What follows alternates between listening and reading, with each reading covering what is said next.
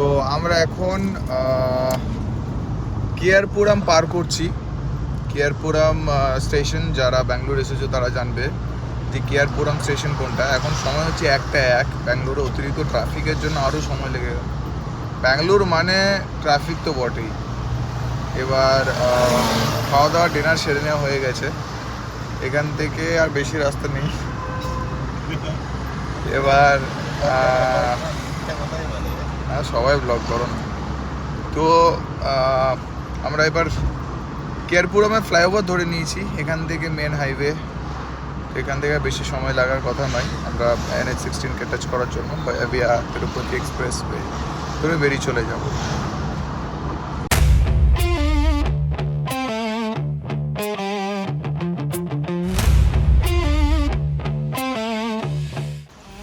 তো এখানে আবার তেল ফিউল রিফিউলের জন্য দাঁড়িয়েছি।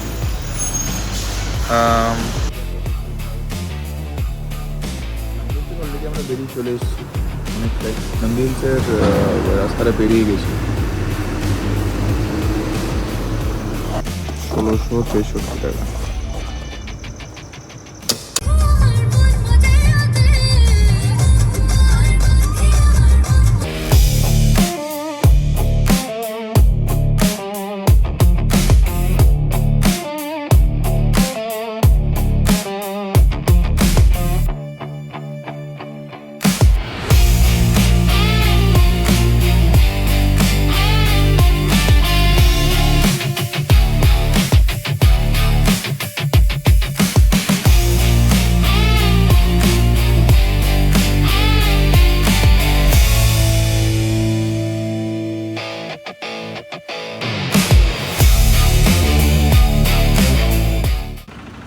তো বর্ষায় ঠিক এরকমই অবস্থা, পুরো ফল ফল ফল।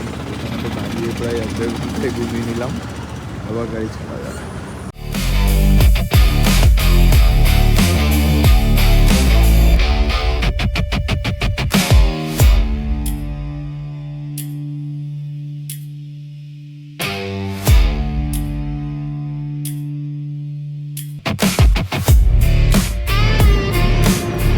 আমরা নীললোরের থেকে 53 কিলোমিটার আগে আছি।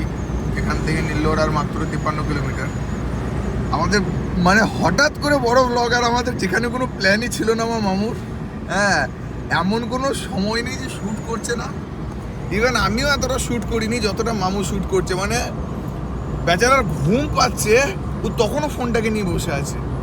হ্যাঁ, তো আমাদের অবভিয়াসলি আমার মামু দেখি শেষ পর্যন্ত কি করে, এটা ছাড়বে না না কি করবে। যদি ছাড়ে, এর যে পরিশ্রম করেছে অবভিয়াসলি যেন সাপোর্ট হয়। হ্যাঁ, এত পরিশ্রম আমিও করিনি। কন্টিনিউয়াসলি ফোন নিয়ে বসে, কন্টিনিউয়াসলি। ও বেচারা কাল থেকে ফোন নেবো করে, ব্যাঙ্গালোর তো অনেক রাত্রে ঢুকলাম, তারপরে আবার ট্রাফিক ছিল প্রচুর। তা করতে করতে তো পুরো সব মোবাইলের শোরুম ছিল বা স্টোর ছিল, সবই বন্ধ হয়ে গেছিলো। তো কালকে তো বেচারা মোবাইলই নিতে পারলো না। আজকে দেখি কোনো জায়গায় যদি আমরা অ্যাপেল স্টোর পাই তাহলে ফোনটাকে নিতে হবে। বেচারা খুব মুশকিলের সঙ্গে ভিডিওটা বানাচ্ছে, খুব ডেডিকেশন লাগিয়েছে। মানে সিরিয়াসলি বলছি, মানে সিরিয়াস নোটে, যে এতটা ডেডিকেশন আমিও লাগাইনি।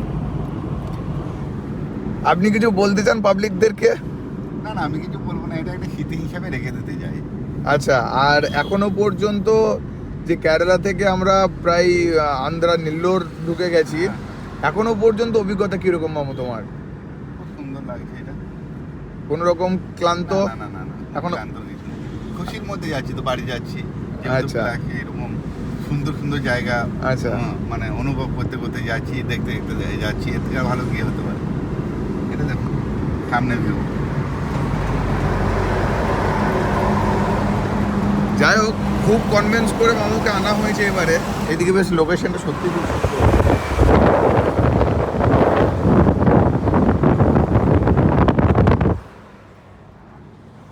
অতিরিক্ত কনভিন্স করে মামুকে নিয়ে আসা হয়েছে। যদি এনজয় করে তাহলে দেখাই যাক পরবর্তীকালে অন্য কোনো রোড ট্রিপে মামুকে আবার কনভিন্স করতে পারি কিনা। হ্যাঁ, মামুকে যেরকম দেখছো মামু একদমই সেরকম নয়, কিন্তু হ্যাঁ ভালো সেট। হ্যাঁ, সেট পার্টি আমাদের মামু। হ্যাঁ, এখানে চুক্তি করে বসে আছে এই রিসেন্টলি আবার মামু গাড়ি কিনেছে আমাদের। মামুকে তো কংগ্রাচুলেশন সবাই একটু জানানোর প্রয়োজন আছে। যাই হোক, আশা করছি এখনও পর্যন্ত ভিডিওটা ভালো লাগছে। চেষ্টা করছি যতটা ভালোভাবে তৈরি করার ততটা চেষ্টা করছি আর কি। তো তোমরাও ভিডিওটা এনজয় করতে থাকো।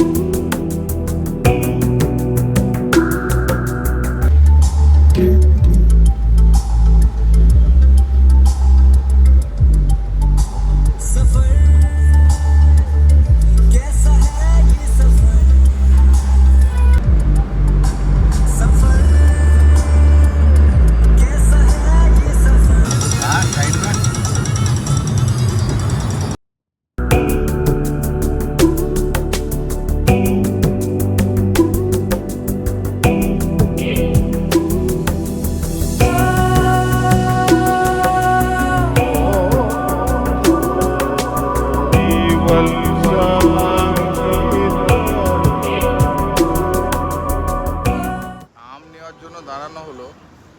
আম এদিকে 350, 450, 550 এরকম করে কেজি। এই হচ্ছে বিক্রি করছে হাইওয়ের ধারে। আমাদের আর কি নেওয়া হলো অল্প স্বল্প, এই কেজি 3 মতো। এখান থেকে বিজয়ওয়াড়া ম্যাক্স টু ম্যাক্স 300 কি 280 সামথিং এরকম ছিল।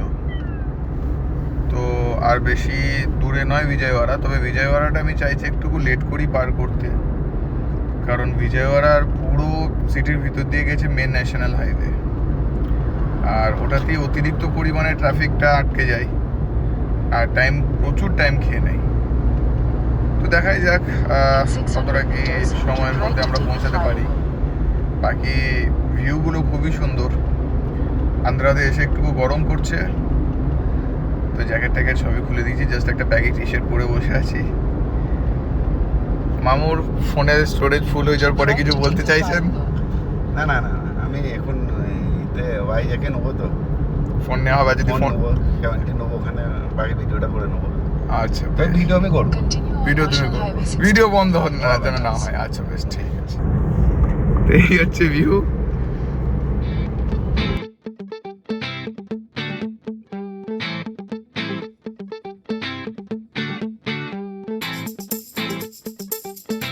তো এটা হচ্ছে, এই যে আমি তো মিস করে গেলাম এই দিকটা ভিডিও বানাতে গিয়ে।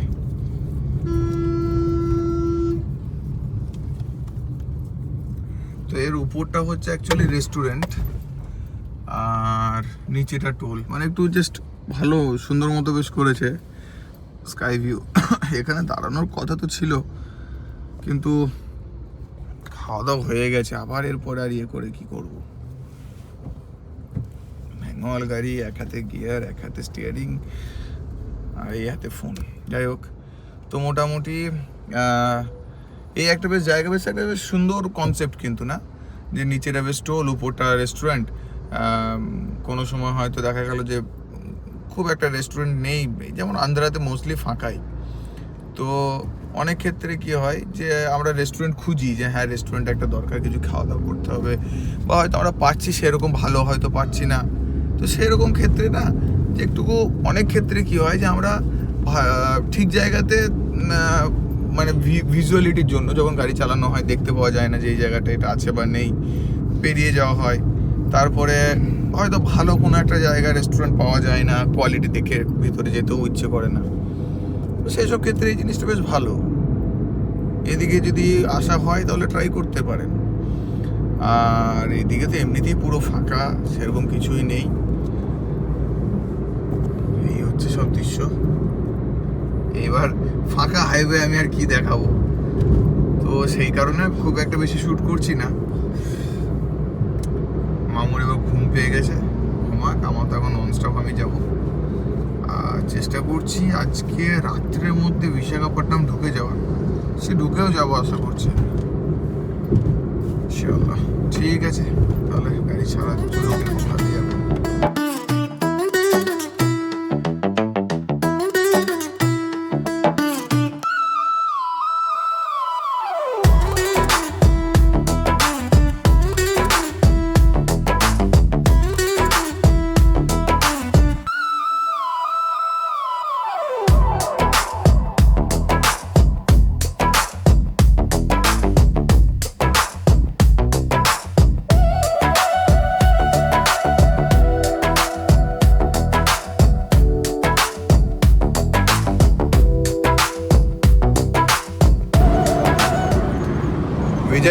এবার শুধু যেন ট্রাফিকটা না পায় এটাতেই অনেক। বিজয়ওয়াড়াতে প্রচুর ট্রাফিক লাগে, প্রচুর। আশা করছি যেন ট্রাফিক না পাই, ট্রাফিক না পেলেই ভালো। আর ট্রাফিক পেলে প্রচুর টাইম খেয়ে নেবে ওখানে। তবে ভিউটা কিন্তু হেভি সিনিক, দারুণ সুন্দর। প্রবাবলি একদম আন্ধ্রার শেষ পর্যন্ত এরকমই পাওয়া যাবে। এখান থেকে 890-89 কিলোমিটার হচ্ছে মাত্র ভুবনেশ্বর। তো প্রায় আমরা খুব কাছাকাছি বলবো না, তবে প্রায় চলেই এসেছি ভুবনেশ্বর বলতে পারা যায়। 900 কিলোমিটার সেখানে কিছুই নয়। আর বিষয় হচ্ছে আন্ধ্রাতে কিছু প্রবলেম আছে যেগুলো উড়িষ্যাতেও আছে, আন্ধ্রাতে অনেকটাই বেশি। যে অতিরিক্ত বাইকে র্যাশ ড্রাইভিং হয়, প্লাস কোনোরকম হেলমেট নেই, 2-3টে করে মানে ডাবল বা ট্রিপল লোডিং কি 4 জন করে বসে থাকবে বাইকে। আর কোনোরকম কারোরই হেলমেট থাকবে না, খুবই গতিতে ওরা বেরিয়ে যাবে, যে কোনো দিকে বেরিয়ে যাবে। ইভেন হ্যাঁ, ওদের ইচ্ছে মতো ওরা বেরিয়ে যাবে। হ্যাঁ, ওদের ইচ্ছে মতো ওরা বেরিয়ে যাবে, কারো পড়ে পড়ে না। আর আবার হচ্ছে কি যে দ্বিতীয় হচ্ছে অটোওয়ালা। ওদের তো মানে সিরিয়াসলি একটা NH রোড, যেটা ন্যাশনাল হাইওয়ে, যেটা একটা স্টেট আরেকটা স্টেটকে কানেক্ট করছে, যেখানে সব বাইরের রাজ্যের গাড়ি, সবাই কে কীরকম ড্রাইভার কিছু জানা নেই। তার মধ্যে অটো ড্রাইভার যাবে কোন দিকে? মিডিল লেন হয়ে পুরো ভর্তি লোক নিয়ে ওকে মিডিল লেনে যেতে হবে, ও সাইডে যাবে না। তো এখানে অনেক কিছু মানে প্রবলেমেটিক জিনিস আছে যেগুলো আন্ধ্রা গভর্নমেন্টকে দেখা দরকার। আর এই জিনিসগুলো না দেখলে যত দিন যাবে কিন্তু প্রবলেম অনেক অনেক বেশি বাড়বে। তো এই একটা আর কি মানে খুব মেজর একটা জিনিস। এই জিনিসটা আমার ভিডিওতে বলার কারণ হচ্ছে যে যদি কেউ রোড ট্রিপ করো, আমার এই ভিডিওটা দেখে এই জিনিসগুলো যেন আগে থেকে প্রিপেয়ার থেকে। কারণ হচ্ছে আমরা যখন NH-এ থাকি, NH-এ থাকার সময় আমরা লেফট রাইট, অ্যাকচুয়ালি নিয়ম হচ্ছে রাইটই ওভারটেক করা, স্লো একদম লেফটে, মিডিলে থাকবে ওর থেকে একটু যে বেশি স্পিডে যাবে। মোস্টলি সে লেফটে হেভি ভেহিকেল যেগুলো হচ্ছে লরি, এই জিনিসগুলো আর কি সবসময় লেফটে থাকা দরকার। এনিওয়েজ তবুও আমরা কি করি, ডান দিকেও ওভারটেক হয়, বাঁ দিকেও ওভারটেক হয়, কারণ বাঁ দিকের লেনে তো আর সবসময় লরি থাকে না, ওরা মাঝেও চলে ডান দিকেও চলে। তো ব্লাইন্ডলি যেন বাঁ দিকে ওভারটেক করতে যাও, কারণ হচ্ছে নট অনলি মানে নট অনলি অটো বা বাইক, বড় বড় লরি 6 চাকা 10 চাকা লরি পর্যন্ত মানে অপোজিট লেনে চলে আসছে। খুব কেয়ারফুল। তবে রাস্তাটা সুন্দর। আন্ধ্রা গভর্নমেন্ট টোল নেই অনেক বেশি ঠিকই, কিন্তু রাস্তাটা সত্যিই খুব সুন্দর। তো যেটা আমি আগেও বলেছিলাম এই জায়গাটার বিষয়ে, এইরকম আছে আমাদের বাংলাতেও আছে, ইভেন ওড়িশাতেও আছে। যারা লাস্ট ব্লগটা ফলো করেনি, যে কোনো এমার্জেন্সি সিচুয়েশনে, আপাতকালীন সিচুয়েশন, যেখানে দেখা গেল যে আমাদের দেশ কোনো একটা যুদ্ধের সম্মুখীন হয়েছে, সেই সব ক্ষেত্রে এমার্জেন্সি সিচুয়েশনে যাতে যুদ্ধ বিমান ল্যান্ড করা বা টেক অফ করতে পারে, সেই কারণে এই জায়গাগুলোকে এরকম বানানো হয়েছে, যাতে এখন তো আমরা অ্যাজ এ রোড ইউজ করছি, বাট এমার্জেন্সি সিচুয়েশনে যেন যুদ্ধ বিমানও ল্যান্ড করতে পারে।